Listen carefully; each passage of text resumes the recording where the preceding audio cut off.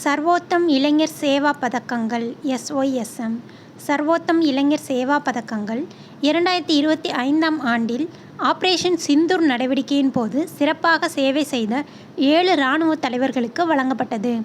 பஹல்காமில் நடந்த பயங்கரவாத தாக்குதலுக்கு பதிலளிக்கும் விதமாக இந்த நடவடிக்கை இந்திய ஆயுதப்படைகளால் தொடங்கப்பட்டது. இது இந்தியாவின் மிக உயர்ந்த போர்க்கால சிறப்புமிக்க சேவை கௌரவம்.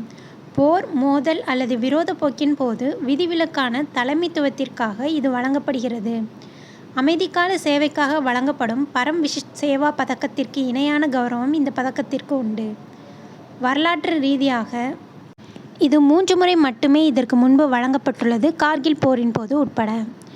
இந்திய விமானப்படை 2025ஆம் ஆண்டில் கௌரவிக்கப்பட்டவர்களின் பட்டியலில் இந்திய விமானப்படையை சேர்ந்த 4 அதிகாரிகள் உள்ளனர். Air marshal Narmadeshwar Tiwari, air marshal Nagesh Kapoor, air marshal Jitendra Mishra மற்றும் ஏர் மார்ஷல் ஏ.கே. பார்த்தி.